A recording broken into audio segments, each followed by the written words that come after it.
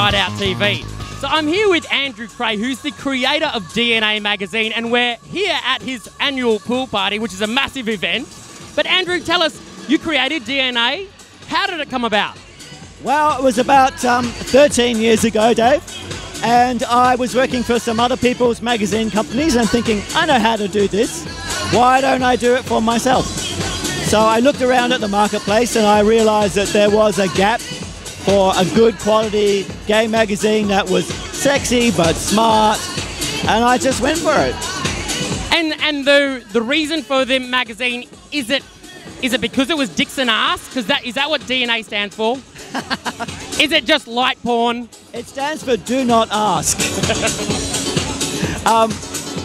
When you're marketing a magazine to men, it's got to be sexy. So whether that's Playboy or FHM or DNA, it's got to be sexy to make them pick it up off the newsstand. Once they get it home, they've got to realise that there's a bit of substance to it. So they've got to find that there's that 6-page feature on some important story.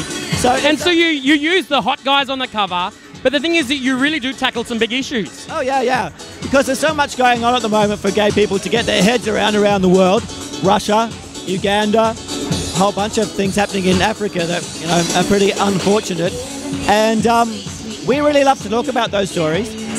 Marriage equality, of course, is the big one here, but for me, that's inevitable. For me, the big stories are the Middle East and Russia and Africa, where gay people are really fighting for their lives. And it is a life and death struggle, but look, the 13 years that you've been going has seen incredible change in Australia. What do you think are the biggest changes that have happened since you've been in publication? It's generational. Once upon a time, it was a big deal to come out. It was quite traumatic, and it's still hard for people, as you know.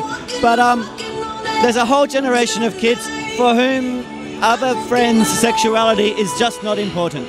So their friends come out and they're like, yeah, fine, whatever. How have you changed as a publication with this evolution in the media?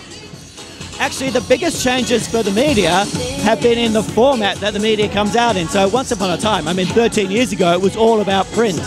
Then it became about the website and online, and now it's about the app for your smartphone and your mobile device, and that is revolutionizing what we do. And from my point of view, instead of being on sale in 6 or 7 countries with the hard copy, we're on sale in like nearly 200 countries where they can download the magazine digitally. How is it that you can reach out to all around the world, and as you say now, online and with your app, you are reaching to a huge market. How do you stay relevant? Is it just being gay? Is it just men flesh? Or what is it that gives you appeal right across the world? Well, 1, you put a hot guy on the cover. It's that simple. 2, you speak to the audience. You know who they are and you speak directly to them. And you develop that sort of sense of community with them. And the other thing that we have is our point of difference. Because we're Australian, we look a lot sexier than everybody else's magazine. Yeah, look behind us, hello! And so our friends in Europe and our readers in North America, they're like, they think we're quite exotic. G'day. So DNA's been around for 13 years. Where do you see yourself in the future? Well, nobody knows, that's the thing. Hopefully life will be better for gay people all over the world, but we'll still continue to tell their stories and hopefully entertain them. And they're amazing stories that you do share. So of course you can go online to dnamagazine.com.au, or of course the new app.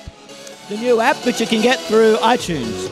So one last thing before we go, what would you say to the young man out there that has picked up your magazine and hurried home, probably hasn't been to a pool party like this, probably is not out in his community? What's your words to him? My message is you're not alone. Don't think you're the only one.